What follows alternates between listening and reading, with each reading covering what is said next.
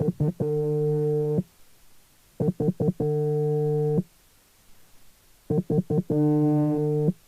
call is from a person currently in a prison in England. All calls are logged and recorded and may be listened to by a member of prison staff. If you do not wish to accept this call, please hang up now. Wednesday, the 11th of December 2024, HMP Thameside, IDTS wing. I'm conscious of my lack of pen ink at this point. It's been quite the morning social. First, I bagged up all the clothes I had besides those on my back, which is 2 jumpers, 2 pants, 3 undies and 3 pairs of socks, as well as my bedding to be washed, which is only a weekly opportunity. Then I went to a screw telling them I've been here nearly 4 weeks and I still don't have a kettle. Can I get dibs on the next one? She said she's asking everybody who doesn't have one later. I responded, yeah, but I've been here nearly 4 weeks. People are getting them on the first day, so I should get them first. There's no point asking who has one and who hasn't. It should be who's been here the longest. She said, okay, if I get one today, I'll give it to you. I thanked them, but remained sceptical. Ahmed is sick of this wing, sick of mail taking over 2 weeks to arrive, including emails that should take 2 days tops. Of course, it's the same with me. So another prisoner was stopped as they went past to ask, but they confirmed what I knew already. All our mail is being held back.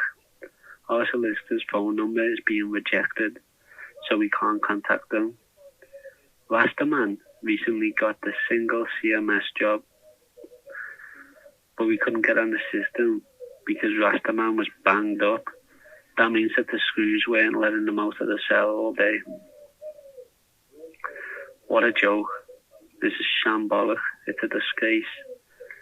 But the epitome of privatisation, literally just have one CMS system for the whole wing, and then they give it to the wrong person. At first they gave it to somebody who didn't even want the job. That's why they literally took the sign off the door, and then nobody could use it for days, and then Rastaman's banked up now, which is almost like you could almost just guess that was going to happen. The same lad who got stuck on the table, but introduced me to a newcomer who's returned on the wing. Between both of them, they spent nearly 60 years in prison. People lined up outside Rastaman's pad. It turns out they were being moved to Pentonville prison. So not only were they banged up, they were actually being moved prisons because they piped up to the screws. So people were all lined up outside the pad to just wait for the door to be opened and get took out, and people storm in and just take what they can in terms of tellies and kettles and things. They were swarming for whatever they could get. Screws were making their way to his pad, and I spotted the one who said that they'd get me a kettle earlier. Miss, is the kettle in that pad for me?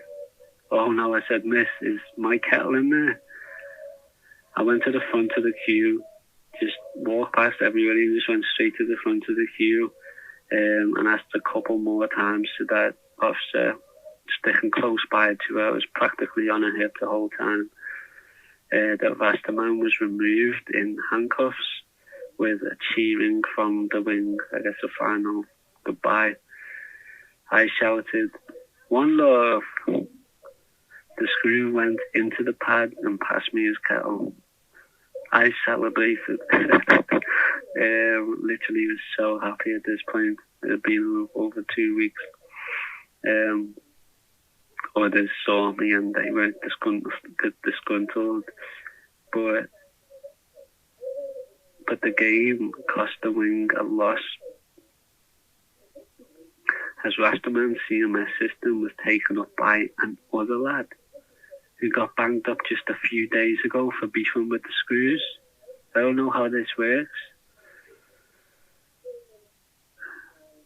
Oh, and the same lad, by the way, I'll just tell you because again, there's something else that just pissed me off all the time. It was disgusting. His ass was always hanging out on display for everybody. And this is despite him wearing a belt. He'd literally be wearing jeans and his ass was always out. It's like, why are you wearing pants when you know your ass is going to be on show all the time? You're wearing a belt and it's not being used. What the fuck? And it's like somebody just pulling moonies to you all day long. Except for some reason, it was just tolerated. So it was to him anyway, who had a bad attitude. He ended up getting the CMS system. And I didn't even want to deal with him. I didn't want to be going into his pad to use CMS just to see another man's ass every fucking day. Jeez.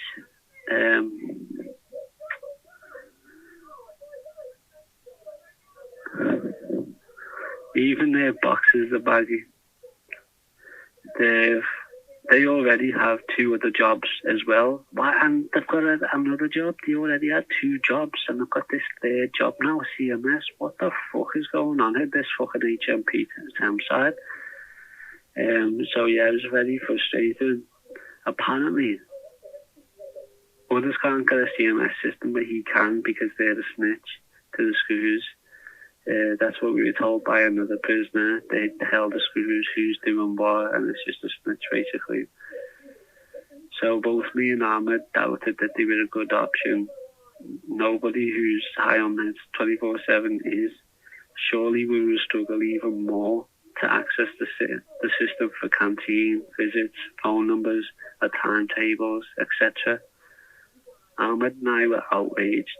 I still am, and I still am now. So this morning was mostly discontent. At least I can use the dozens and dozens of tea bags that I've got stacked up at this point, as well as the soups.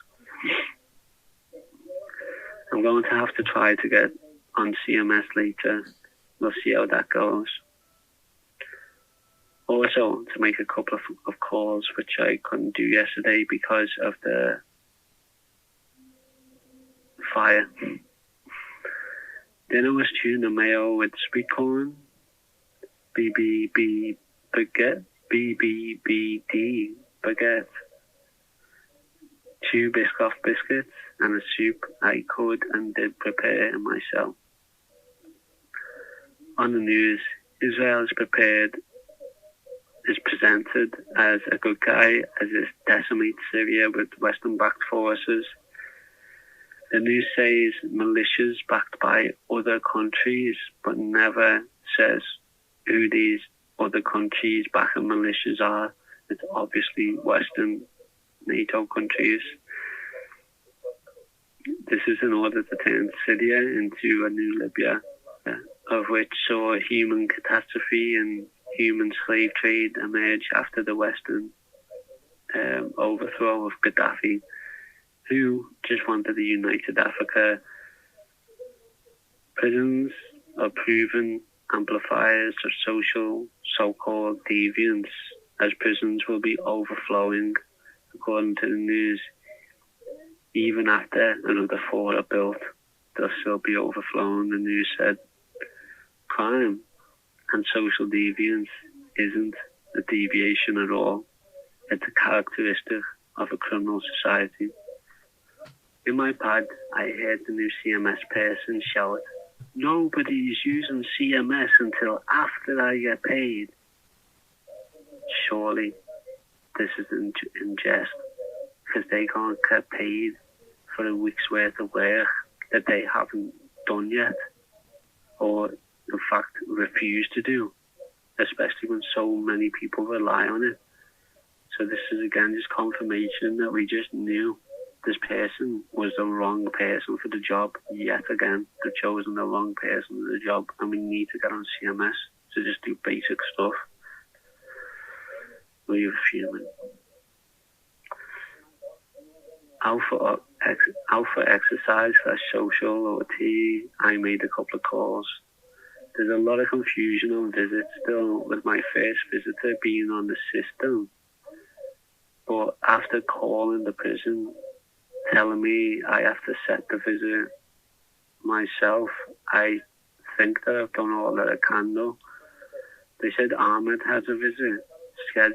They have a visit scheduled, so I asked them how Ahmed done it. I told them, well, that's news to me, because me and them, because we were both complaining to each other earlier about not being able to book visits.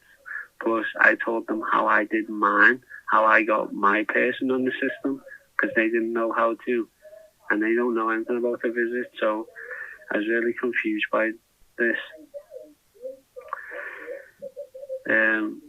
Ahmed said after this with confusion, I haven't booked a visit, so it couldn't have said that I had a visit, which is what I expected. I tried to use somebody else's CMS, one of the only other ones on the wing, but there wasn't time. This brother shares a pad with a worker who doesn't like anybody using it. That's why nobody even knew that it was there. For tea, I got a few veg rationed, because this has to go around everybody, according to a screw who everybody calls by the name Mr. T, based off their physical attributes and personal grooming. I also got wedges and a few 5 small meatballs. I had dissatisfied with the portion size, so while eating with Ahmed, sharing my salt and sauce with everybody, I kept my head on a swivel for when everybody had been served, in case I could get extras. This is leftover food from the canteen. Ahmed said, extras, alerting me that there's a chance, so I ran over with my bowl, empty and ready, to the serving. But there was no point in bringing it. I shouted in the kitchen door as it was about to be closed, any extras? In hope, but the officer said, everybody back, and began closing the door. They then put my arm around me, saying, Scouser, while opening the door again, shepherding me forwards, where the cook said, yeah, Scouse, handing me a bespoke cardboard carton filled with wedges and spaghetti bolognese. The kitchen door was shut as I skipped back to my table to rejoin Ahmed, who also wanted seconds, but it wasn't an option yet. Elated, I sat down, and on the top of the container, it had written in yellow my name that everybody called me, Scouse. I literally got preferential treatment, and the portion size were larger than what people normally get on the plate. I was gassed. I was feeling loved. So once again, I brought my salt and burger sauce out for my second meal, and the spaghetti bolognese was fine. It was so fine. It was like I'd cherish it, and like it was one of them where I actually didn't even want to eat it all in one sitting because it was so tasty. A prisoner asked if anybody wanted their wedges. Ahmed said yeah. So I gave the prisoner my second cake, which I also got with my second meal. Around this time, Fat Boy, that was their nickname, they were shouting, Mr. T! Mr. T! I looked up while I was eating onto the floor above to see their face pouring blood through their observation door hatch.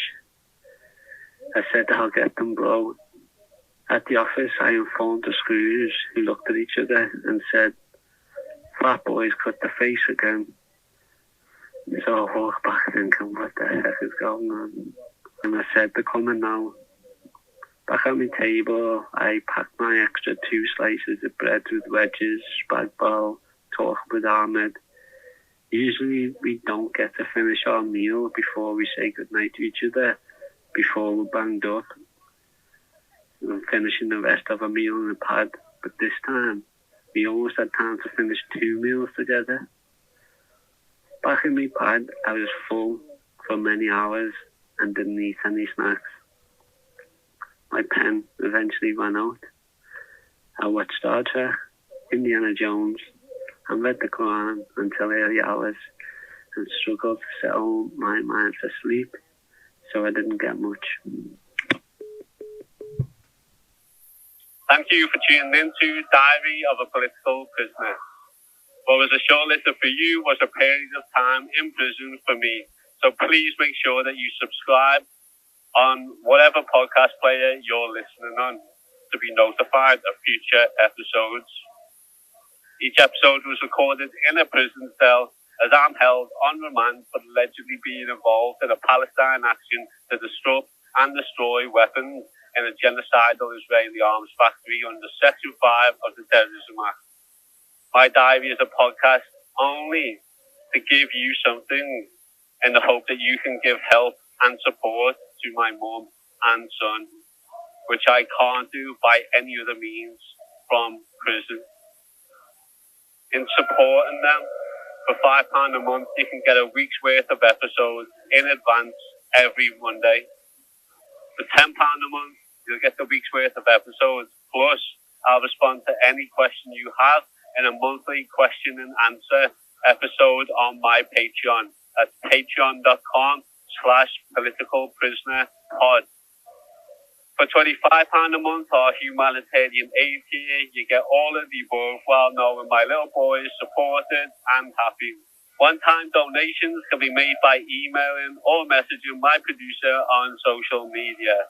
Media/collaboration inquiries are on the same line as senders and inbox. If you can't support me family in my absence, please follow the podcast on Instagram if you're going to be listening. Please follow on Twitter, all of our socials. Our handle is Diary Pol Prisoner. Please share them and this podcast with your friends. It's free to do and it helps this project grow. You can also send me a prisoner email or letters, drawings, anything like that.